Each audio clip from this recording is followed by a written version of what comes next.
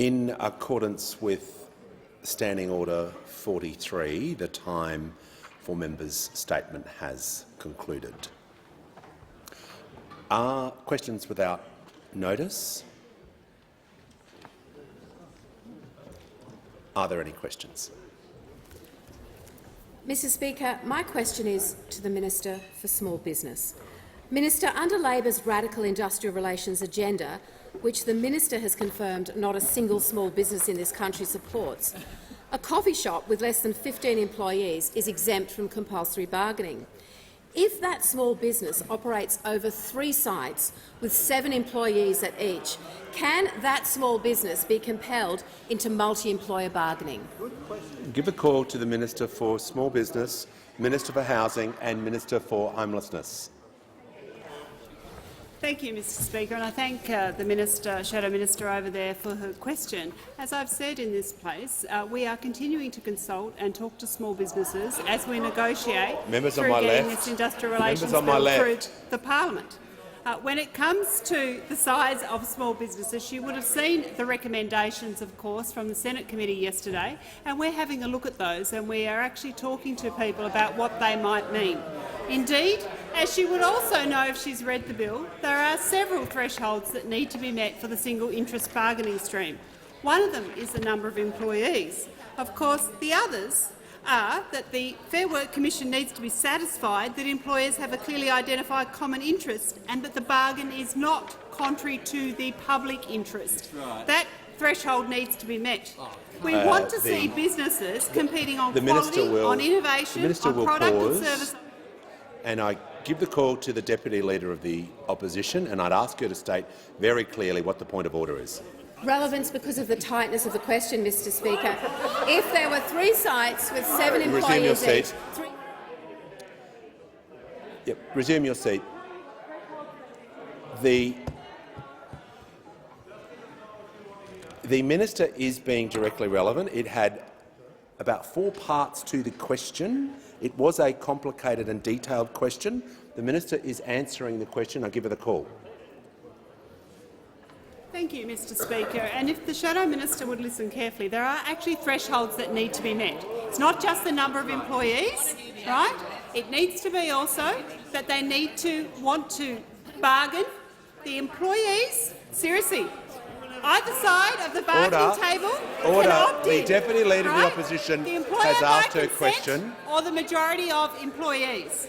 So they need to meet several thresholds to actually be in this interest stream of bargaining. She needs to understand it is not as straightforward as she wants to say. The member for Page will cease interjecting. Over there. She also needs to understand, as I've said clearly in this place, over 2 million small businesses on my left will be unaffected by this single interest bargaining stream. Over 2 million, 90% of all businesses. And the Shadow Minister over there has been out trying to whip up conflict and confusion about this, right? And she needs to be careful, Mr Speaker. Order. Members on my left will cease interjecting. There is far too much noise. I cannot hear. The Deputy Leader of the Opposition was heard in silence. The member for Page. When the House comes to order, the Minister will continue. Thank you. The Shadow Minister said this morning that the whole bill is terrible. Does she really think, as the Shadow Minister for Women, that acting on sexual harassment in the workplace is terrible? Is that what she really thinks? Does she really think closing the gender pay gap is terrible? Is that what she really thinks?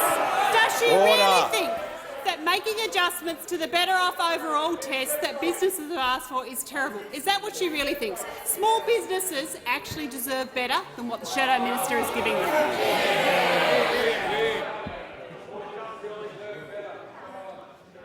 Give a call to the member for Hawke. Thank you, Mr Speaker. My question is to the Minister for Early Childhood Education. Why are Labor's early childhood education reforms important to the economy? Give the call to the Minister for Early Childhood Education and the Minister for Youth. Thank you, Speaker, and I thank the outstanding member for Hawke for his question. The member for Hawke is a parent to 3 young children, and I understand the youngest is just 10 weeks old. And as a parent, I know that he understands full well those first 5 years, just how critical they are to a child's development. But let me say, Speaker, what an incredible day it is to be on this side of the House. 2 years ago, our Prime Minister stood firm on our commitment to families and children to make early childhood education more affordable. We took our commitments to the election, and, Speaker, today we made it a reality. Yeah. Today we delivered. And from July next year, over 1.2 million families right across Australia will be better off because of our reforms, not only reducing the cost of early learning, but also allowing primary caregivers, primarily women, the opportunity to make the choice to return to work, to take on additional hours or to further their study, as I did. Our policy will unlock up to 37,000 full-time paid workers for our economy in the first year alone. No longer will parents lose between 80 to 100% of their take-home pay simply for working a fourth or a fifth day. That's money back into their pockets, money back into household budgets and money back into the economy. And what a stark contrast, to those opposite, who allowed fees for centre-based care to increase by a whopping 41% under their watch, putting early childhood education out of reach for many families. Oh, it's the League of Unextraordinary Men standing up. Order. The minister will resume her seat. Members on my right. And I give the call to the Manager of Opposition Business. Yes, Mr Speaker, on relevance. It was a tightly drafted question. You have, in previous question times, directed a minister back to the question when the minister is strayed into the record of the previous government. There was no reference to the previous government. Resume your seat. The minister will turn back to the question. Thank you, Mr Speaker. The question was about why our reforms are important to the economy, and it is quite relevant to point out that for household budgets, 41% increase in the cost of early childhood education does impact on their budgets, and it does impact on the economy, and that is why our reforms are important to the economy, Mr Speaker. This policy is game-changing for the economy. It will impact 2 generations at the same time, boosting productivity, participation in work and ensuring that our children get the highest quality early childhood education that they deserve. Our government values children. We value women's workforce. We value women's workforce participation, and we have worked from day one, to make this massive economic reform a reality. We will never be deterred by negativity from those opposite. We'll continue on the path of making early childhood education more affordable and accessible. It is indeed, Mr Speaker, a great day to be on this side of the House. Give the call to the member for Moncrieff. Thank you, Speaker. My question is to the Minister for Small Business. Minister, under the IR legislation, a coffee shop with less than 15 employees is exempt from compulsory bargaining. If a coffee shop operates over 3 sites with 7 employees at each, will they be forced into multi-employer bargaining? I give the call to the Minister for Small Business, Minister for Housing and the Minister for Homelessness.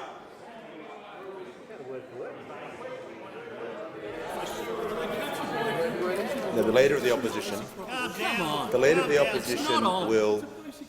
It's not on. Well, the minister hasn't begun her answer. I'm not sure why you're complaining about it. I certainly can. Order. As I did before. The minister I certainly can.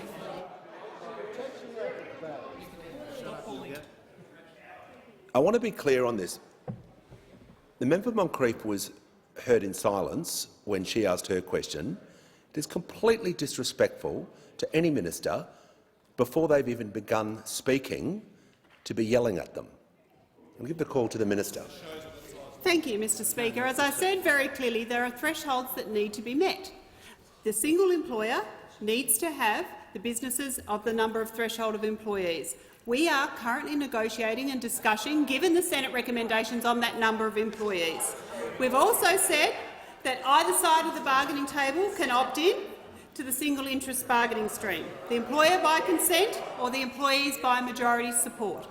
They also need to meet the test whereby the Fair Work Commission needs to be satisfied that the employers have clearly identified common interests and the bargaining is not contrary to the public interest. So there are several thresholds that need to be met.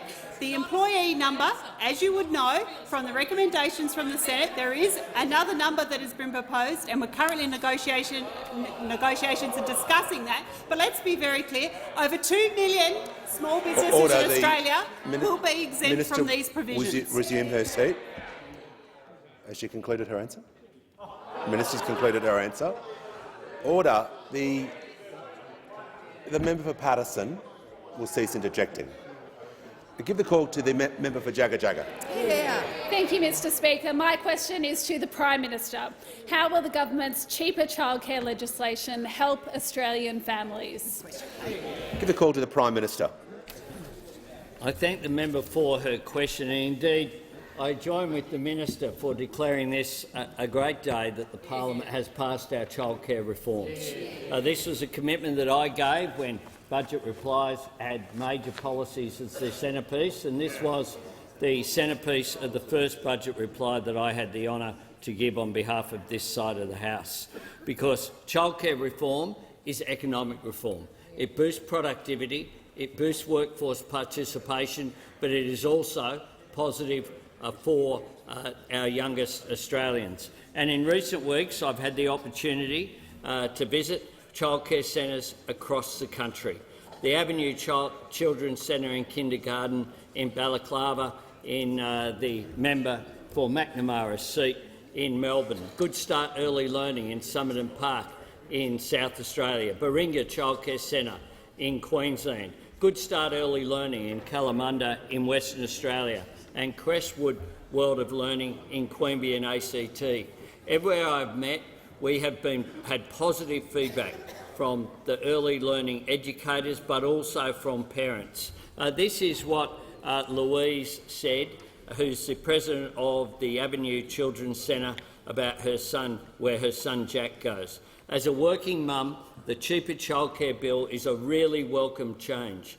Anything that assists our family budget is very much appreciated. I think not only of my family, but how this legislation will benefit across our society, especially for other working women. It's a really progressive move and a long time coming. Georgie Dent I pay tribute to for her work from the Parenthood. She welcomed me into her home to meet with parents who needed the government to act. She told me that with her daughter we were spending more on early childhood care than we were spending on rent at the time. Another mother who was there, Deline Jacobides, said, "At the moment our kids are doing 2 days at one centre and 2 days at another. The cost is well above a mortgage." I'm really passionate about this. As a financial advisor, I know that childcare costs directly impact women. Mr Speaker, so many parents who you meet around the country say they're relieved when their child reaches the age of 5 and goes to school, because all of a sudden their family income is much better off because they're not paying childcare fees. Why is it that in this country we regard there being a difference between a 3-year-old, a 4-year-old or a 5-year-old in terms of the family budget?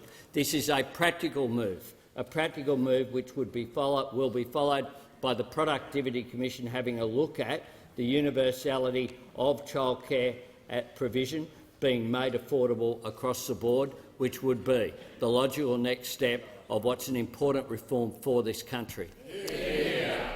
The call to the honourable member for McKellar. Thank you, Mr Speaker. My question is for the Attorney-General. The persecution and prosecution of whistleblowers in recent years is a national shame. Today, Griffith University, the Human Rights Law Centre and Transparency International have released a report outlining 12 key steps Australia must take to strengthen whistleblower protections.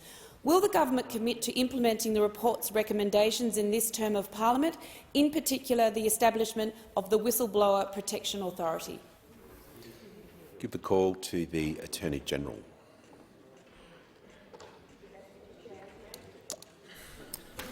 Thank you very much, Mr Speaker, and I thank the member for McKellar for her question. I've received a copy of the joint report on whistleblowers by Griffith University, the Human Rights Law Centre and Transparency International, and I know of the member's long-standing interest in this area. The report sets out a number of areas of whistleblower reform. It will be considered by the government along with other reviews and reports on this important topic. I've previously indicated pretty clearly that the Albanese government is going to deliver long overdue reforms to the Public Interest Disclosure Act to ensure that Australia has best practice whistleblowing protection for the public sector. Next week I will be introducing to the Parliament a bill which will implement the key recommendations, and this is long overdue, of the 2016 review of the Public Interest Disclosure Act that was carried out by an eminent Australian public servant, Mr Philip Moss AM. It will also be implementing some parliamentary committee reports which have looked at the operation of the Public Interest Disclosure Act since we brought it to the Parliament when we were last in government in 2013. The bill that I'm introducing next week will deliver some immediate improvements to the public sector whistleblowing scheme. It will be in place before the National Anti-Corruption Commission commences, as we hope, in mid-2023, and this bill will represent the first stage of a significant package of public sector whistleblowing reform.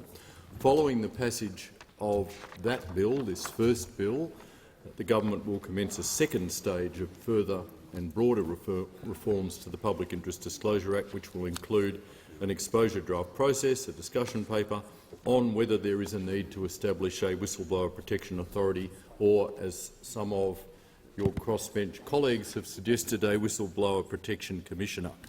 The bill that's going to be introduced next week and the Albanese government's broader reform package reinforces our strong commitment to restoring integrity in government and the rule of law.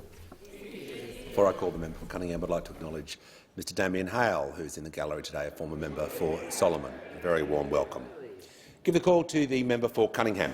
Thank you, Speaker.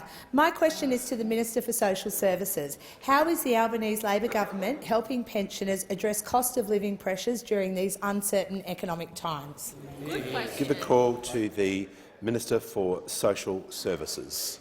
Excellent. Well, thank you, Speaker, and I'd like to thank the member for Cunningham for her question, but also for her advocacy for seniors in her electorate. She is a tireless advocate for seniors and many others in her electorate.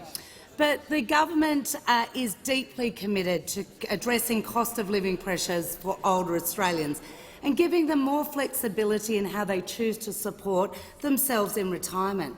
We've already delivered on a number of key election promises, including to freeze the deeming rates for 2 years and, of course, to expand the access to the Commonwealth Health Seniors Card to approximately 52,000 seniors.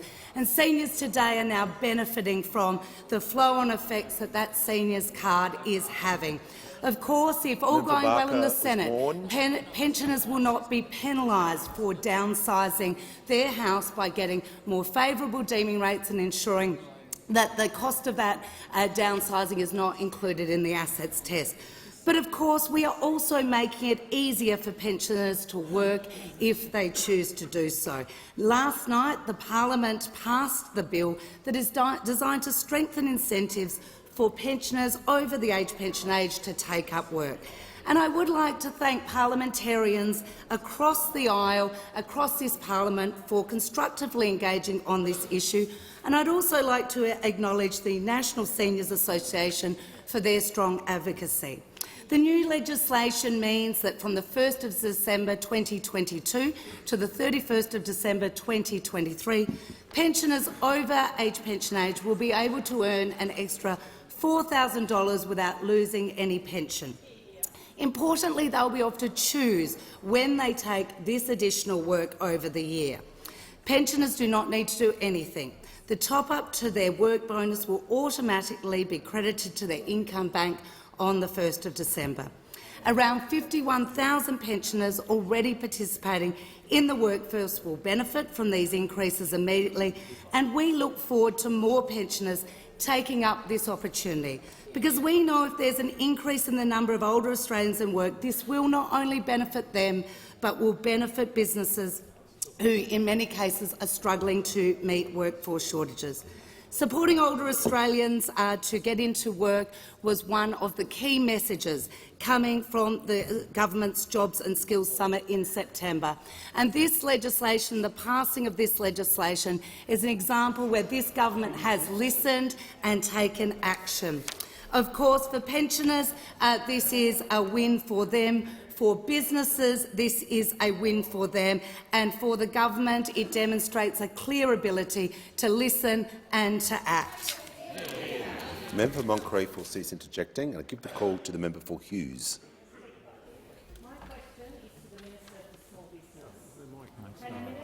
Just a moment. The member for Hughes will resume her seat and will reset the clock. The microphone is not on. I'll give the call to the member for Hughes. Can the minister advise whether there is an error in the Industrial Relations Regulatory Impact Statement? And if so, can the minister advise of the correct figure? The Leader of the House is the minister responsible for that part of the question, so I will give him the call. Thanks for it. But, yeah. Well, he hasn't made the point of order yet, so I'll allow him to. Yeah. No, he's doing a point of order. Well, I said he's the responsible minister, so I'm asking him to take the point of order, and then I will hear the point of order, and then I will hear your point of order. So I call the Leader of the House. Just so you're clear, if I call the Leader of the House in that capacity, he's doing the Leader of the House. When I'm calling him for his full name, I'm calling him as the minister responsible. Give him the call. Thanks very much, Mr Speaker. With the question that's been asked, a regulatory impact statement has been referred to with no context as to what bill it was attached to. It's no context at all. So I'm not sure how it can be addressed to any minister. So, if it is something relating to my portfolio, then there'd have to be more context, but I can't see how that's a question actually available to any minister. So you may resume your seat. I may allow the member for Hughes to rephrase that question, but I'll hear from the Manager of Opposition Business. Well, just to assist the House, Mr Speaker, page 52 of the Regulation Impact Statement for the Fair Work, Stronger, Secure Jobs, Stronger Pay Bill, the bill that has recently passed the House and is currently before the Senate. Page 52 of the Regulation Impact Statement. All right. You may resume your seat. I'm going to allow the member for Hughes to rephrase the question and refer to the bill that she is referring to in her question. And I call the member for Hughes. My question is to the Minister for Small Business. Can the minister advise whether there is an error in the Industrial Relations Regulatory Impact Statement? If so, can the minister advise of the correct figure? I'll hear from the Leader of the House. Mr Speaker, can I suggest that when a question is so obviously and deliberately not within the portfolio area of the minister it's being raised with, that the question, rather than being redirected, should simply be ruled out of order? On the point of order, I'll hear from the Leader of the Opposition. Well, Mr Speaker, with real respect for my colleague opposite, I think he's playing a little cute on this one. This issue has been quite contentious in the Senate already. Whether he's been conveyed that message or not, I'd be very surprised if he hasn't. But the fact is, Mr Speaker, the question was put to the Minister for Small Business. It relates to the provision within the Regulatory Impact Statement that goes to small business impact, the 15,000, the medium-sized, the large-sized business. It is an obvious mistake that the minister should be aware of, and she should.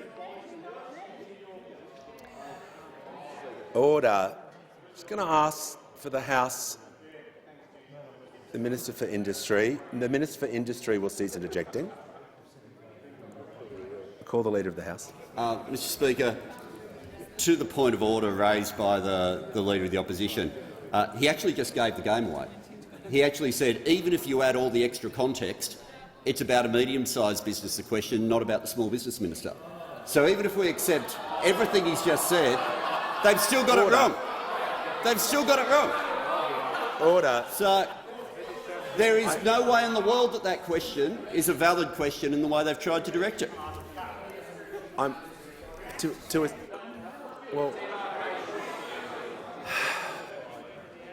Order. The House will come to order. I want to hear from the Leader of the Opposition. Well, Mr Speaker, I mean, is the argument now that the Small Business Minister can't answer a question in relation to medium-sized business? Is that the argument being put by the Leader of the House? I mean, how long does this protection racket continue on for? Resume your seat.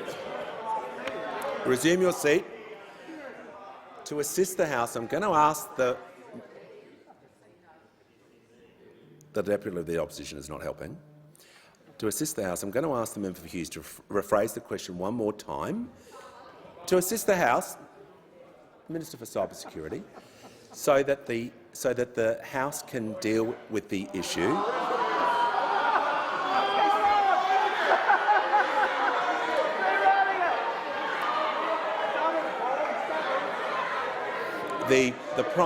Order. Members on my right. Members on my. The member will resume her seat.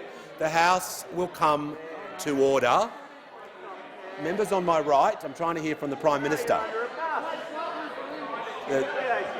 The members on my right will cease interjecting. I'll give the call to the Prime Minister on a point of order. Order. Members on my right will cease interjecting. The member for Kingsford Smith is warned. Give the call to the Prime Minister. Thanks, Mr Speaker. Past speakers have, at this embarrassing point, just asked to move on. We should move on to the next question. I'm sure there's a member on this side to do so. The order. Members on my left. I want to give the member for Hughes a fair go. She's a new member. I'm going to ask her, out of courtesy, out of the respect I have for her, to ask the question. If it is out of order, I will rule it so. I can't. The member for Lawler is warned. Give the call to the member for Hughes. Speaker, my question is to the Minister for Small Business. Can the minister advise whether there is an error in the Industrial Relations Regulatory Impact Statement, particularly under the Fair Work legislation amendment and particularly in relation to page 52 of that document? And if so, can the minister advise the correct figure of that error? Look, I'm going to rule the order. I'm going to rule the question out of order. No. Order. I'm going to rule the question out of order. She's got time to rephrase it correctly, so it's directed either to the right minister or including the right information. Okay? On the point of order, the Leader of the Opposition. Thank you, Mr Speaker. Look, in my submission to you, Mr Speaker, I don't believe that you can rule the question out of order on the following basis. I want to hear from the Leader of the Opposition. I have the call, Mr Speaker. I'm making a point of order. I'm just going to hear from the Leader of the Opposition and then I'll call the Prime Minister straight away. Order. The provision within the regulatory impact statement relates to small business. That's the section that is being referred to. So, for your information, Mr Speaker, it's not beyond the remit of the minister. In fact, it's entirely within her portfolio responsibility. Now, if the Minister for Small Business can't answer a question that relates to the financial impact of the legislation— Thank you. On the point of order, the Leader of the House.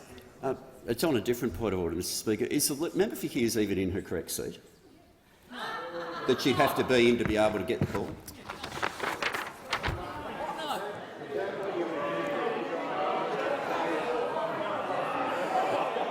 That order, under the standing orders, members must be in their correct seats. Yeah. Well, order.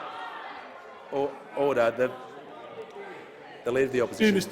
Well, to assist you, Mr Speaker, I've not heard a more petty point of order made in this place to start. Yeah.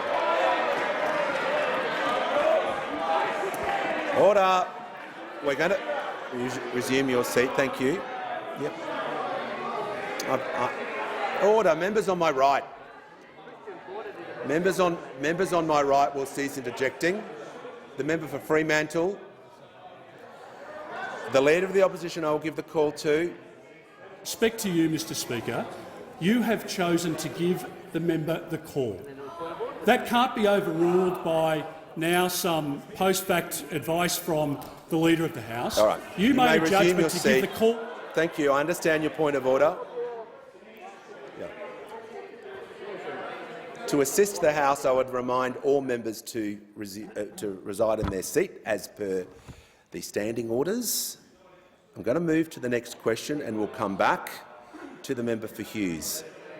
I'll give the call to the member for Fraser. My question is to the Treasurer. What insights were contained in the OECD's latest outlook for global growth, and what does it mean for Australia? What are some of the economic challenges facing our country, and how is the government responding? I give a call to the Treasurer. Thank you, Mr Speaker. With the member for Hughes' 3 attempts at that question, she's now asked more questions than the Shadow Treasurer has asked the Treasurer about the budget handed down a month ago continue with his in this answer. place. Mr Speaker, thank you for the call. To the member for Fraser, thank you for the question and for the economic firepower that you bring to this place. To Carol and her friends from the Sutherland Shire, thank you for the conversation last night and for being here in question time today to witness this pretty remarkable spectacle, frankly. Mr Speaker, overnight the OECD released an updated outlook for the economy, and it contains more confronting news when it comes to global conditions. And what they said in their report is that the global economy is facing mounting challenges. Growth has lost momentum, high inflation is proving persistent, confidence has weakened and uncertainty is high. And the OECD said that the global economy is reeling from the largest energy crisis since the 1970s, and that energy shock has pushed up inflation to levels not seen for many decades, and it's lowering economic growth all around the world. And so the report shows, Mr Speaker, that the global economy has been reeling because of the biggest energy crisis since the 70s, brought about by Russian aggression on my left in Ukraine. and right. And that high and persistent inflation which has led to blunt and brutal application of monetary policy by the world's central banks, and that's having an impact on the prospects for global growth as well. And we know on this side of the House, Mr Speaker, that the pressures on our economy are coming at us from around the world, but they are felt most acutely around the kitchen table. And so Australians are paying a heavy price for Russian aggression, but they're also paying a heavy price for a wasted decade of missed opportunities and warped priorities and coalition incompetence when it comes to the economy. The types of incompetence that have left this country with an aged care crisis and skills shortages and an energy crisis and not enough to show for $1 trillion in debt, and wages which have been too stagnant in this country for far too long. And that's why the budget was all about making our budget more responsible and our economy more resilient to these international shocks. It's all about dealing with the aged care crisis and dealing with the skills shortage and making the budget more sustainable, investing in skills and childcare and all the other drivers of economic growth and participation in our economy. This side of the House, Mr Speaker, is absolutely determined to get wages moving again in our economy. One of the defining failures of those opposites period in office was the fact that ordinary working people were going backwards when government changed hands. And so we will make our budget more responsible, we will make our economy more resilient, and perhaps most importantly of all, Mr Speaker, the difference between this side of the House and that side of the House is we want to get decent wages and living standards for ordinary working people. They seek to diminish them at every opportunity. Order. Before I call the member for Hughes, I'd like to acknowledge in the House that present in the gallery today are the 3 winners from this year's My First Speech competition. On behalf of the House, I extend a very warm welcome to Savannah Rogers, Maya Weatherstone and Talia Moses. And I'd also, while we're on a roll, I'd also like to acknowledge Everil Compton AO, who's in the gallery today as well. A very warm welcome to you, Everil.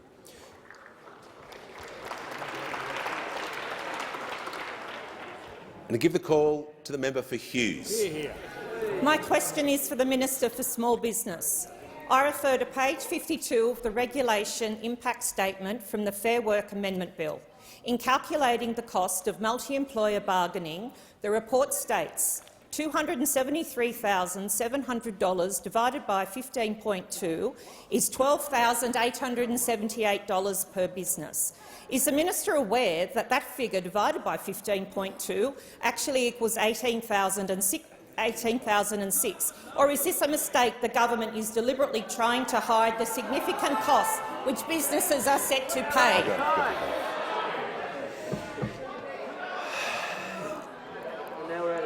I'm going to give the call to the minister. There was a question in there relating to her portfolio, and I'll give her the call.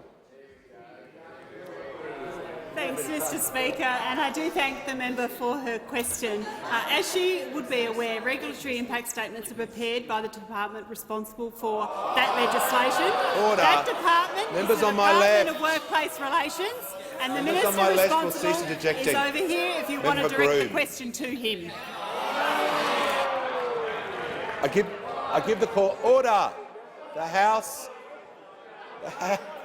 will come to order. The Leader of the Opposition, the member for Casey, the Leader of the Nationals. When the House comes to order, I will hear from the member for Bank. Speaker, my question is to the Minister for Climate Change and Energy. What policies are being changed by the Albanese Labor government to prioritise action on climate change, and what are the broader implications of this approach? Give the call to the Minister for Climate Change and Energy. Well, thank you very much, Mr Speaker. I thank my honourable friend for his question and for his leadership on matters of climate change. And we know on this side of the House, as other members know, that action on climate change is very urgent. We've had another reminder of that today in the report released by the Minister for Industry and the Minister for the Environment, the State of the Climate Report, prepared by the CSIRO and the Bureau of Meteorology. And we know from that report that heat already kills more Australians than any other natural disaster. And we know already that we are adding 1 day extra of heatwave every 5 years. And that has terrible implications right across Australia, including the area I represent. Many people don't have air conditioning, and many elderly people can't deal with Many elderly people can't deal with an extra day of heatwave, and it has very severe health implications. Mr Speaker, we know that if we don't act, the terrible bushfires that our country experienced in 2020 will be the average, will be the norm in the 2040s, and will be a good result by the 2060s if the world doesn't act to stop global warming. And that's why we are acting and acting urgently. I'm pleased to report to the House, for example, that today the other place, the Senate, has passed the final piece of legislation necessary for offshore wind in Australia, the final piece in the jigsaw puzzle, and I look forward to making further announcements about offshore wind in coming weeks. Very important announcements. I'm very confident that the Senate will pass our electric vehicle tax cut this week, Mr Speaker. No support from the opposition for a tax cut for electric vehicles, such is their prejudice, but other parties have worked with the government and we will pass that important legislation, and electric vehicles will be cheaper for firms around the country. This is what we're doing, getting on with the job. I'm also pleased to report that my friend the Assistant Treasurer has introduced the Tax Laws Amendment Bill, which will replenish the funds necessary for rewiring the nation, to improve transmission across our country, to build the transmission we need to get more renewable energy on. These are all important steps, Mr Speaker, that are necessary and vital, as we know, for Australia to act. I'm also pleased to inform the House that next week, next Thursday, on behalf of the government, I'll be delivering the nation's first climate change statement, Mr Speaker. As required under the Act we passed, the first Climate Act to pass in a decade, an important opportunity in which I'll also be tabling the Climate Change Authority's independent advice to the government and updated projections. This is what transparency is about, Mr Speaker. This is what progress is about, reporting to the House on progress, reporting to the House on challenges, reporting to the House on opportunities.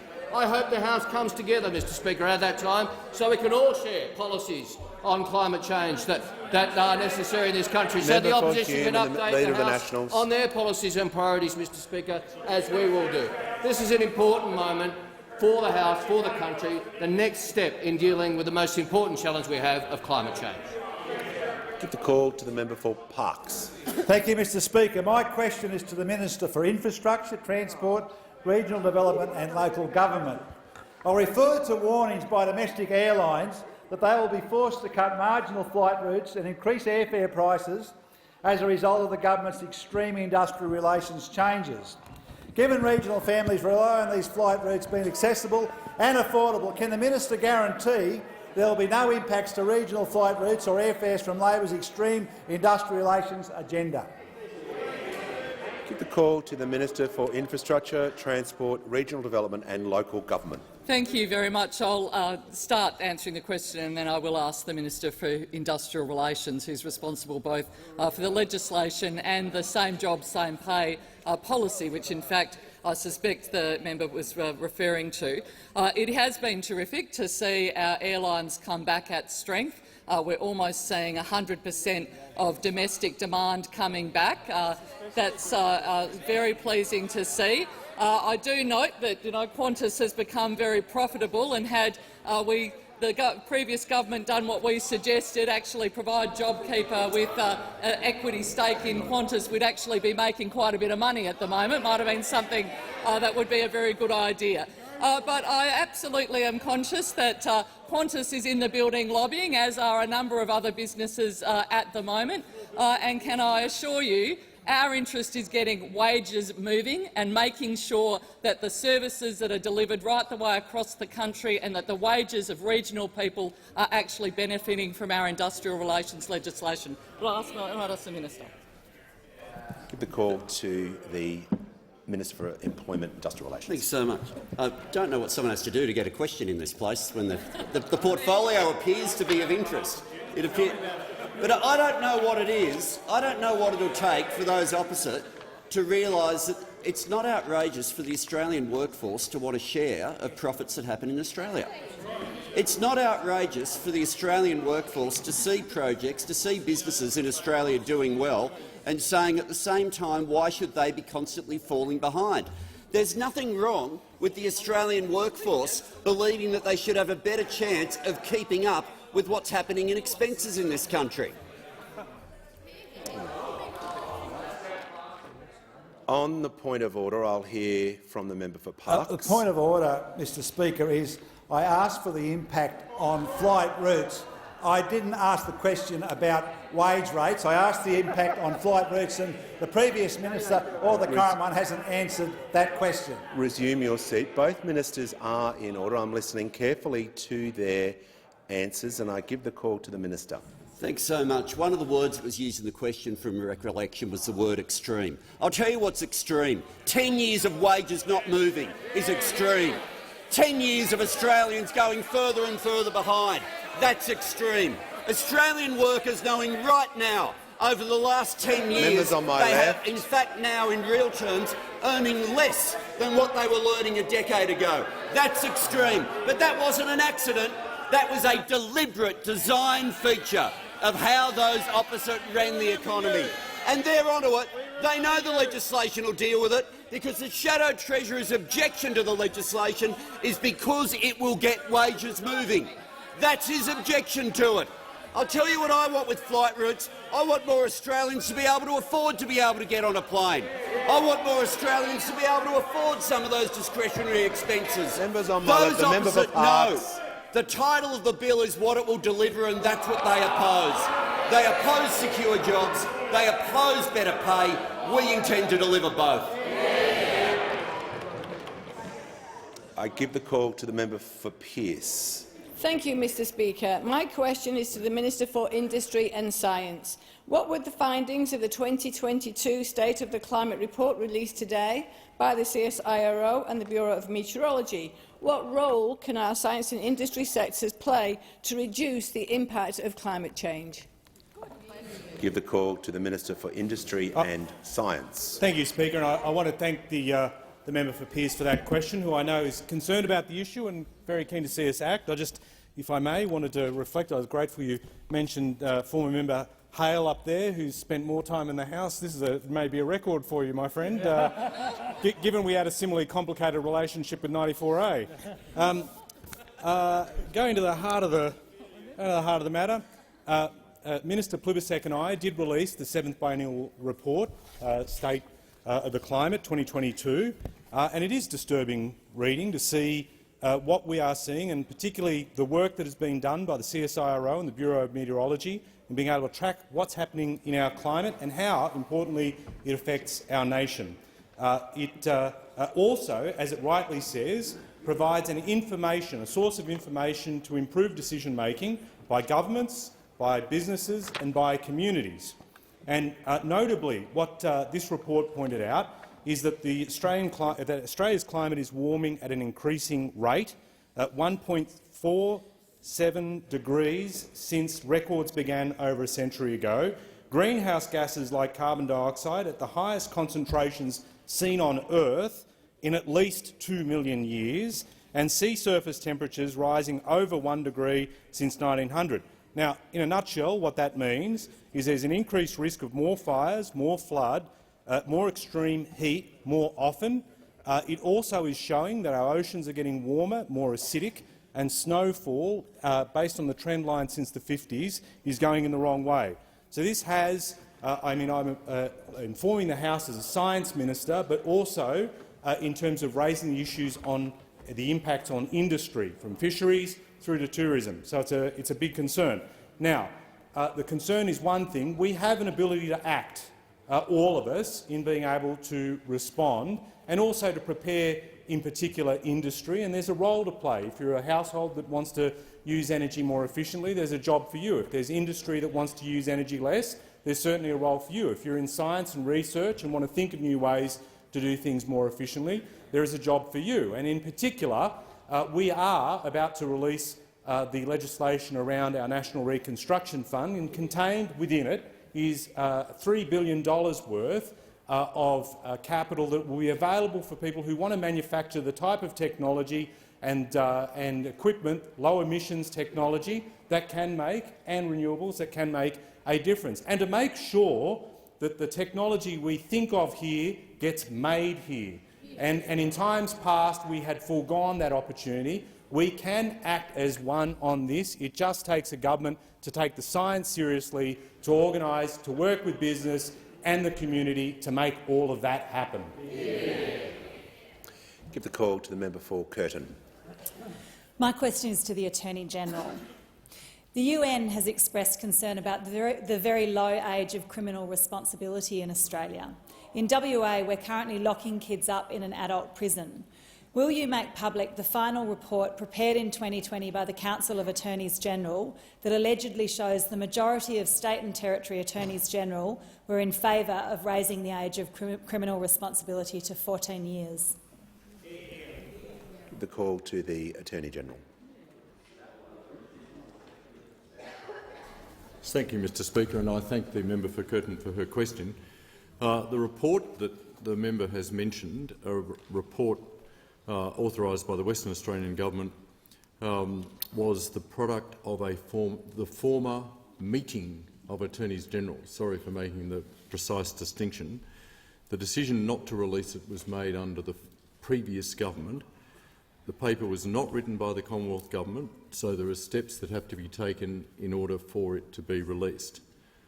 I've instructed my department to include the release of the paper as an item for decision at the next meeting of the Standing Council of Attorneys General, which met for the first time on the 12th of August this year. It was actually the first time that there's been a physical meeting of Attorneys General for some 3 years.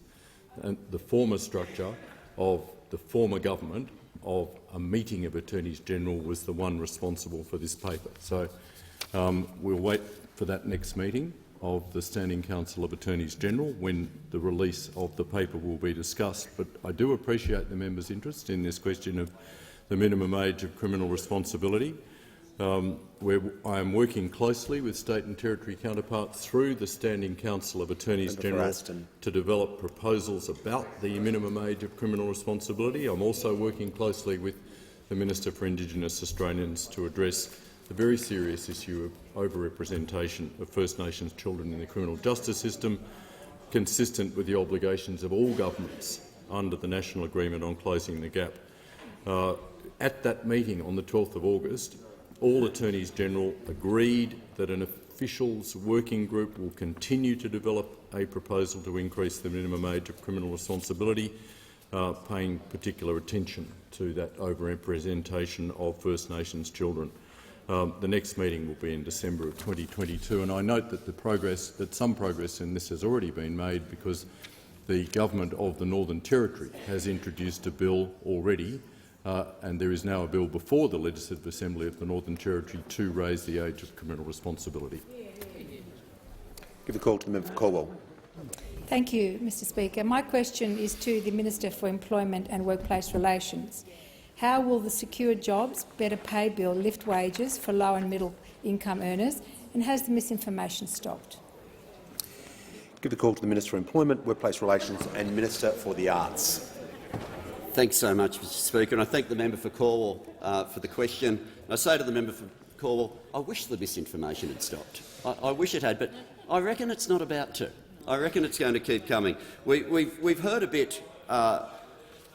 We had only this morning, it was an interview from none other than the Deputy Leader of the Opposition, where the Deputy Leader of the Opposition was asked about the Senate Committee report that came out yesterday. And members will be aware the Senate Committee has recommended change in the definition of small business from 15 to 20.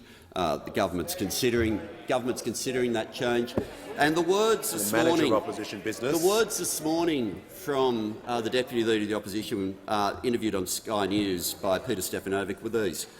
They did make that very modest change, lifting 15 to 20, but that's not going to make a difference. Let me tell you the difference it makes. The Deputy Leader of the Opposition will cease interjecting. If the government does accept that recommendation from the Senate, it means 97.5% of Australian businesses are excluded from that stream. 2.5 million businesses would be excluded from that stream. That's a pretty big difference. That's a pretty significant difference. The Deputy Leader of the Opposition will cease interjecting. I've got to say, it's a fair call. Like, if I were the Deputy Leader of the Opposition, someone quoted me, I'd say, oh, I'm being misrepresented. Because there is nothing more dangerous for the integrity and reputation of the Deputy Leader of the Opposition than her own words. And the rest of the team is following suit. Because we even had, and I've looked at this one as well, from the member for Hughes, who we've heard from a number of times today. And the member for Hughes has said in the debate in this House, there is no evidence that these reforms will actually deliver higher wages. Well, let's go to the architect of low wages being a deliberate design feature, and let's look at what the now head of the OECD is saying about multi-employer bargaining. 2020 OECD report said multi-employer agreements are, quote, necessary to negotiate targeted raises in female-dominated and low-paid sectors. 2019 report, multi-employer arrangements have, quote, higher employment, lower unemployment, a better integration of vulnerable groups and less wage inequality. Member for Hume. The real arguments have come, though, from the member for Longman, who has taken up on Senator Cash's sense of nuance to say, we know that socialist and communist governments' underlying ideology is to control people's lives, and this legislation feeds into that ideology. All the calm over there is just breathtaking. On my left. Wages need to get moving. This legislation will do it. Time has expired. The member for Longman will cease interjecting. Give the call so I can hear from the member for Herbert. Thank you, Speaker. My question is to the Minister for Climate Change and Energy. Before the election, Labor promised to reduce power prices on at least 97 occasions. But before the election, Labor was completely silent about signing up Australia to a $2 trillion UN fund to send money to countries all around the world. Why is the government sending taxpayers' money offshore while taking no action to reduce power bills of struggling Australian families? Give the call to the Minister for Climate Change and Energy. The member for Deakin and the member for Aston, there is far too much noise in that corner of the world. No, fix up.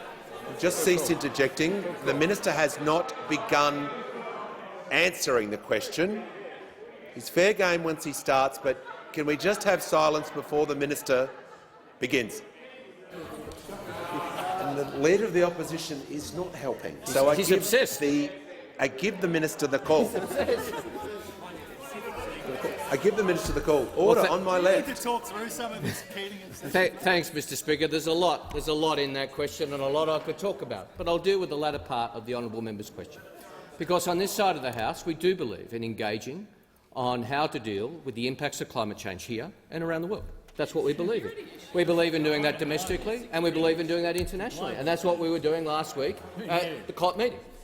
We believe that this is an important security issue in our region as well, in the Pacific and in Southeast Asia. That's what we believe. There is a genuine difference of view, it appears, between the opposition and the government on this question. We believe in engaging in the international conversation. We believe in shaping that conversation. That's what we were doing last week, negotiating, talking to the Pacific, talking to developed countries, talking about good design, talking about ensuring that wealthy countries that weren't wealthy in 1992 are making a contribution, making sure that the loss and damage payments are focused on the most vulnerable countries, countries in our region like Tuvalu, Vanuatu and Samoa, countries like that, Mr Speaker. That's what we believe. Members on we believe my that left, the countries in our region, like Fiji, which is estimated to lose 5% of their GDP every year due to climate change-induced natural disasters, have a right to a seat at the table. And we believe it's in our interest to engage with them. And if the opposition has an alternative view, I invite them to outline it. Mr Speaker, they say that this is not a conversation we should be involved in. They say we should not be talking at the COP and not talking to Pacific nations. I invite the Leader of the Opposition, Mr Speaker, on this topic. He's the alternative Prime Minister of this country. It will be, if he's successful, it would be his role to be the Chief Diplomat of the nation, Mr Speaker.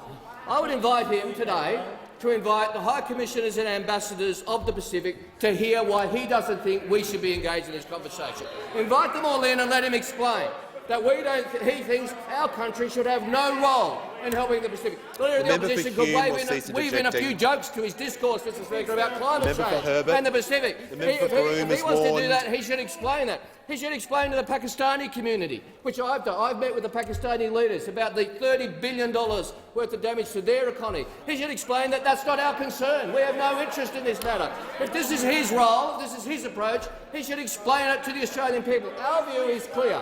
We will engage, we will be involved, and we will be constructive players in climate debates because Australia is back at the table after 10 long years. The House comes to order. I'll hear from the member for Werriwa. Thank you, Mr Speaker. My question is to the Attorney-General. How will the National Anti-Corruption Commission prevent corruption from occurring at a federal level? I'll give the call to the Attorney-General. Thank you, Mr Speaker. I thank the member for Werriwa for her question. Corruption has a corrosive impact on society. It undermines democracy, it erodes public trust in government. The Albanese government knows that tackling corruption means more than just investigating corruption, it means working to prevent corruption from occurring in the first place. The Australian people don't just want to see corrupt activity being caught after it happens, they also want standards to be improved so they have confidence that corruption is not occurring in the first place. That's why the National Anti-Corruption Commission will be tasked with education and prevention functions. It's an aspect of our proposed new body which has perhaps not been as prominent in public discussion as the investigation functions, but is just as important. The Commission will be required to provide guidance and information to support the public sector to identify and address vulnerabilities to corruption. It will educate the public sector and raise awareness of corruption risks and how to actively take steps to prevent them. The Commission will be able to hold public inquiries into corruption risks and vulnerabilities. It will be tasked with providing broad public education about its role, about corruption risks and avenues to report corrupt conduct. That work will be informed by the insights that the Commission draws from its investigations and the intelligence that it collects about corruption. And in this way, the Commission will be able to prevent corruption from happening in the first place. The Australian people sent a very clear message at the last election. They want a National Anti-Corruption Commission without delay. They want a National Anti-Corruption Commission with teeth. They saw that the former Liberal National Government failed to deliver on the promise that was made by the former Prime Minister and the former Attorney-General in December of 2018, failed to establish a seat.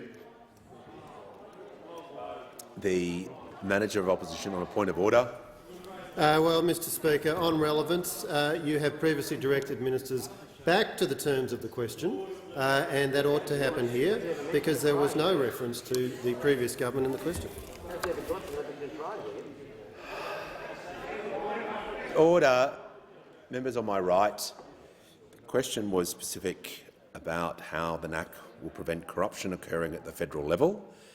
I'll give some tolerance to the minister, but I'll ask him to return back to the question. Thank you very much, Mr Speaker. Let's be clear about this. The Australian people voted at the last election for a government that had an actual plan and an actual commitment to deliver a national anti-corruption commission. The Albanese government is delivering on its promise to tackle corruption and restore trust and integrity to public institutions. I take this seriously. The Albanese government takes this seriously. It's time to get this done. Give the call to the member for Fowler. Thank you, Mr Speaker. My question is to the Treasurer. I'm sure that many residents in Western Sydney and across Australia are awaiting their electricity bills with trepidation.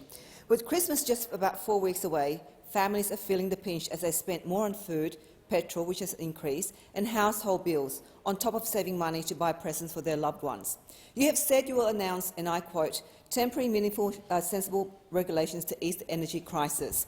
What is the date the government will announce these new measures? Give the call to the Treasurer. Yeah, thank you very much to the member for Fowler for her question and for her interest, and obviously for the way that she's engaged on these issues for some time now. The reason that we are prepared to make that temporary, meaningful, responsible intervention in these markets between now and the end of the year is because we do think it's unacceptable, the sorts of price rises which are anticipated by the Treasury and contained in the budget papers that I released about a month ago. The Australian people are paying a very hefty price for Russian aggression in Ukraine and for a decade of coalition incompetence when it comes to energy markets. And the reality is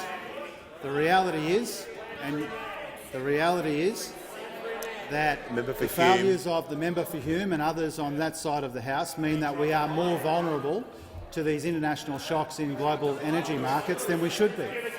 And that's because over the course of a decade, those opposite took more capacity out of the energy markets than they put in, and that made us more vulnerable. And so that's how we find ourselves. That's how we find ourselves in the position that we're in. That's how we find ourselves in the position that we're in, and it is unacceptable. And that's why I am working closely with the Industry Minister, the Resources Minister, the Energy Minister, the Prime Minister, the Trade Minister and others to find a way to intervene in these markets in a meaningful way, in a temporary way and in a responsible way. And to those opposite— the Treasurer will resume his seat. The Treasurer will resume his seat. Just for a moment.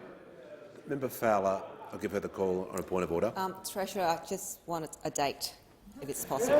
So order. That wasn't a point of order, but you were seeking relevance. I just invite the Treasurer in his remaining 1 minute and 10 seconds to conclude his answer regarding the member for Fowler's question. Thank you, the member for Fowler. We will progress this work as quickly as we can, and we will make an announcement before the end of the year. Give the call to the member for Lawler. Thank you, Speaker. My question is to the Minister representing the Minister for Trade and Tourism. Last night, legislation to implement free trade agreements with India and the United Kingdom passed the Parliament. How will these free trade agreements benefit Australian businesses and workers and support the Albanese Labor government's trade diversification strategy? Give the call to the Minister representing the Minister for Trade and Tourism. Thank you, Mr Speaker, and I thank the member for Lawler for her question. Mr Speaker, the Albanese Labor government believes in free, fair and open trade. We know more trade means more export opportunities for Australian businesses and more high-paying jobs for Australian workers. 1 in 4 Australian jobs are related to trade, and jobs in export industries pay 5% more than jobs and across the national average income. That is why this government worked so hard over the last 6 months to successfully pass legislation to implement these fair trade agreements with India and the United Kingdom just last night. This is a triumph for Australian exporters and for Australia's trade diversification strategy. The Australia-India Economic Cooperation and Trade Agreement will deliver immediate benefits for Australia. Tariffs will be eliminated on 90% of Australian goods exported to India by value and significantly reduced on additional products such as wine. Our services exports from India, worth $5 billion in 2021, will benefit from improved predictability and access. Will cease interjecting. This trade agreement presents incredible opportunities for Australian businesses to reach 1.4 billion consumers in the world's fastest-growing economy, with a GDP of 4.3 trillion Australian dollars, and that's especially in my portfolio of resources. And indeed, I met with my Indian counterpart, Minister Joshi, earlier this year to strengthen cooperation on the development of critical mineral projects and supply chains, even in my electorate in Kwinana. The UK-Australia Free Trade Agreement will deepen our already strong economic relationships with the UK, offering even more opportunities for our businesses to diversify our markets. It will cut tariffs on over 99% of Australian goods exports to the cease UK. interjecting, or will leave the chamber. These agreements mean more Aussie exports and more jobs in agriculture, in wine, in mining and critical minerals, education services, tourism, healthcare, renewable energy exports and technology. I want to acknowledge the efforts of former Ministers for Trade, Senator Birmingham and the member for Wannon. The commencement of negotiations for free trade agreements go over many years, different terms of government, and withstand changes in government. The Indian Free Trade Agreement was commenced under Labor's Julia Gillard as Prime Minister, and it is Labor's Trade Minister, Senator Don Farrell, and the Albanese Labor government that has delivered the legislation for the NDA agreement and the UK Free Trade Agreement. Labor we helped you get IHEPA through this parliament, don't you forget that either. And we started negotiations for that as well. That was also started under Prime Minister Gillard. So you need to know, and the people of Australia need to know, Labor supports free trade agreements. We always have and we always will. Order. When the House comes to order, I'll hear from the member for Fisher. Member for Page. Member for Fisher. Thanks, Speaker. My question goes to the Prime Minister. Prime Minister, the Alex Surf Club, of which I'm a proud member, on the beautiful Sunshine Coast, will be forced to pay $250,000 more for electricity next year compared to this year. When can the Alex Surf Club see the promised $275 cut to their power bills? Call to the Prime Minister. I'll just start very quickly by giving a shout out to the Alex Surf Club. I was very pleased. I was very pleased to be there and to meet and to meet the heads of the Alex Surf Club. And I was at Alexandra Heads Surf Club, and we did a press conference there. See, I know Queensland. Alexandra Heads is different from Maroochydore. Two different events, two different places, a bit like Yeppoon and Yeppoon. Two different places. But I ask the Minister for Energy to respond. Call the Minister for Climate Change and Energy. Members on my left will cease interjecting. Well, thank you, Mr Speaker, and I thank the honourable member for his question. And we are very concerned about the impact on energy prices of the global energy crisis caused by the war in Ukraine. Honourable members opposite interject. The Shadow Treasury interjects. He had a different view prior to the election. Prior to the election, he was asked about Ukraine and what does it mean for the world's gas supply, and the member for Hume said, well, obviously it's putting upward pressure on oil and gas prices around the world, Mr Speaker. That's what he said. And then we also had the other energy minister in the government. The member for Hume will cease interjecting.